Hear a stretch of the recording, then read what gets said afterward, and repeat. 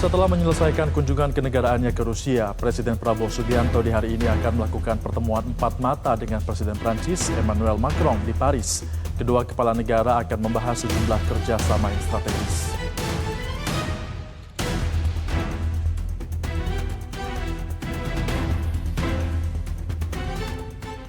Pada pagi hari tanggal 14 April 2026, udara di Paris membawa pesan penting bagi peta politik dunia.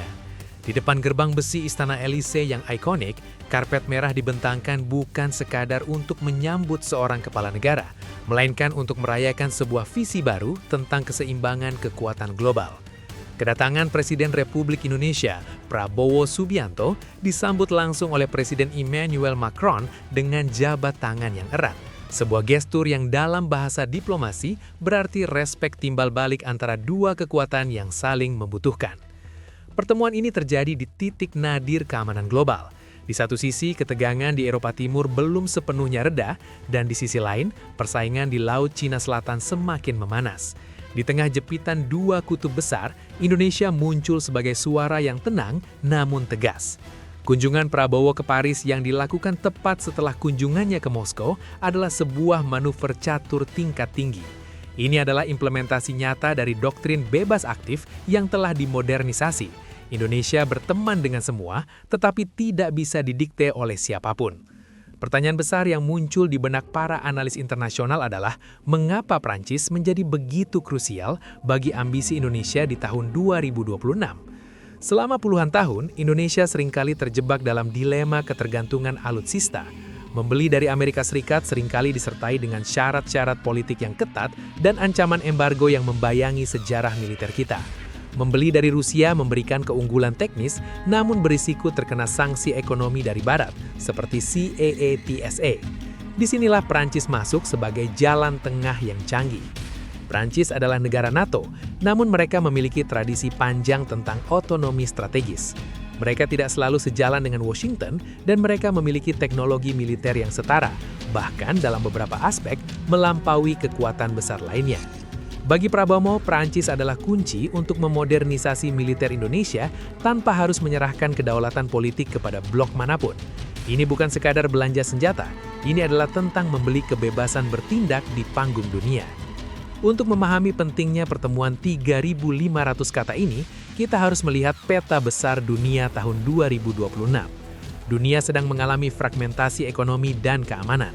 Indonesia bukan lagi sekadar negara kepulauan yang sibuk dengan urusan domestik.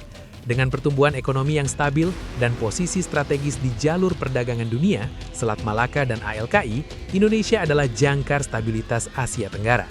Prabowo memahami bahwa untuk menjaga perdamaian, Indonesia harus kuat. Si vis pacem para bellum. Jika kau mendambakan perdamaian, bersiaplah untuk perang. Kekuatan militer yang kredibel adalah instrumen diplomasi yang paling efektif untuk mencegah konflik. Banyak yang lupa bahwa Prancis adalah negara Pasifik.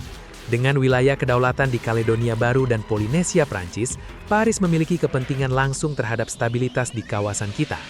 Macron membutuhkan mitra yang stabil, demokratis, dan kuat secara ekonomi seperti Indonesia untuk memastikan bahwa kawasan Indo-Pasifik tetap terbuka dan inklusif, bukan menjadi kolam pribadi salah satu kekuatan besar. Dalam pertemuan tertutup di Elysee, pembahasan mengerucut pada 3 pilar utama: pertahanan, energi, dan ekonomi masa depan. Pembahasan mengenai jet tempur Rafale generasi terbaru dan kapal selam Scorpene Evolve dengan teknologi baterai lithium-ion menjadi menu utama. Namun, poin krusialnya bukan pada jumlah unit yang dibeli, melainkan pada apa yang terjadi di balik pabriknya. Prabowo mendorong agar PT PAL, Penataran Angkatan Laut, tidak hanya menjadi bengkel perbaikan, tetapi menjadi pusat pembangunan kapal selam di Asia Tenggara melalui kolaborasi dengan Naval Group. Dengan memiliki Rafale yang dilengkapi rudal Meteor, Indonesia memiliki jangkauan serang yang membuat pihak manapun berpikir 2 kali untuk melanggar batas wilayah udara kita. Ini adalah bentuk diplomasi preventif. Isu yang paling mengejutkan dari pertemuan 2026 ini adalah pembicaraan mengenai energi nuklir untuk tujuan damai. Prancis adalah pemimpin dunia dalam teknologi nuklir. Small Modular Reactors, Indonesia membutuhkan energi yang masif untuk hilirisasi industri nikel dan bauksit. EBT tradisional seperti surya dan angin seringkali terkendala stabilitas, intermittency. Small Modular Reactors dari Prancis ditawarkan sebagai solusi energi bersih yang stabil untuk memasuk kawasan industri di luar Jawa. Kedua pemimpin juga membahas pembangunan infrastruktur hidrogen hijau, di mana Prancis akan mengucurkan investasi melalui Badan Pembangunan mereka, AFD, untuk proyek-proyek di Kalimantan dan Sumatera. Tentu saja, diplomasi ini tidak berjalan tanpa hambatan. Ada tekanan dari mitra lama Indonesia yang merasa terancam dengan kedekatan Jakarta-Paris. Bagaimana Prancis menyeimbangkan penjualannya ke Indonesia tanpa menyinggung sekutu NATO lainnya yang juga ingin masuk ke pasar Indonesia?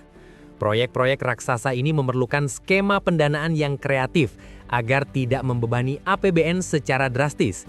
Macron dan Prabowo membahas penggunaan green bonds dan pinjaman lunak jangka panjang yang dikaitkan dengan target-target lingkungan. Mengapa masyarakat di pelosok Indonesia harus peduli dengan apa yang dibicarakan di Paris?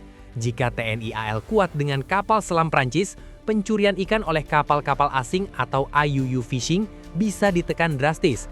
Ini berarti hasil laut yang lebih melimpah bagi nelayan lokal dan ketahanan pangan yang lebih terjaga bagi rakyat. Program transfer teknologi berarti pengiriman ribuan anak muda Indonesia untuk magang di Toulouse, pusat dirgantara Prancis, dan Cherbourg, pusat kapal selam. Kita sedang menciptakan generasi insinyur kelas dunia yang akan membangun industri dalam negeri 20 tahun ke depan. Kerjasama energi baru terbarukan bertujuan agar Indonesia tidak lagi bergantung pada impor BBM yang harganya didikte oleh konflik di Timur Tengah. Kemandirian energi berarti stabilitas harga listrik dan transportasi bagi warga. Pertemuan antara Presiden Prabowo Subianto dan Presiden Emmanuel Macron pada April 2026 ini bukan sekedar seremoni jabat tangan yang lewat begitu saja dalam siklus berita 24 jam. Ini adalah sebuah revolusi tenang dalam cara Indonesia memandang dirinya sendiri di tengah konstelasi global. Selama beberapa dekade, diplomasi kita seringkali dianggap terlalu defensif atau hanya reaktif terhadap krisis. Namun di Paris, kita melihat Indonesia yang ofensif secara intelektual dan strategis. Kesimpulan besar dari pertemuan ini adalah bahwa Indonesia telah berhasil memposisikan diri sebagai the great decider, penentu besar di kawasan Indo-Pasifik. Dengan mengamankan komitmen alutsista tingkat tinggi sekaligus investasi energi baru terbarukan, Indonesia sedang membangun dua fondasi sekaligus. Fondasi keamanan untuk menjaga kedaulatan, dan fondasi ekonomi untuk menjamin keberlanjutan hidup generasi mendatang. Prabowo menunjukkan bahwa menjadi negara non-blok bukan berarti tidak punya teman, melainkan memiliki keberanian untuk berteman dengan siapapun tanpa harus kehilangan jati diri atau kedaulatan. Kerjasama ini juga menegaskan bahwa Prancis adalah mitra yang paling logis bagi Indonesia di Eropa. Di saat negara-negara lain terjebak dalam perang dagang atau blokade politik, Paris dan Jakarta memilih untuk membangun jembatan teknologi. Ini adalah bukti bahwa visi Indonesia Emas 2045 bukan sekedar jargon politik, melainkan sebuah rencana kerja nyata yang sedang dirajut melalui negosiasi-negosiasi alot di meja-meja internasional. Nah, itu dia pembahasan mendalam kita soal langkah catur Presiden Prabowo di Prancis. Gila sih, kalau dipikir-pikir, Indonesia benar-benar lagi main di Liga Utama sekarang. Kita nggak cuma belanja jet tempur Rafale atau kapal selam canggih, tapi kita lagi beli tiket untuk jadi pemain kunci dunia di masa depan. Tapi gimana menurut kalian? Apakah langkah Indonesia merapat ke Prancis ini adalah keputusan paling jenius untuk menjaga jarak dari konflik Amerika-China? Atau justru kita harus tetap waspada soal biaya yang harus dikeluarkan? Tulis pendapat kalian di kolom komentar di bawah ini ya. Gue pengen banget dengar perspektif kalian soal diplomasi ini. Jangan lupa buat like video ini kalau kalian bangga sama posisi Indonesia di panggung dunia. Share ke teman-teman kalian biar mereka nggak kudet soal geopolitik. Dan yang paling penting, subscribe dan nyalain lonceng notifikasinya supaya kalian nggak ketinggalan update-update panas lainnya dari channel ini.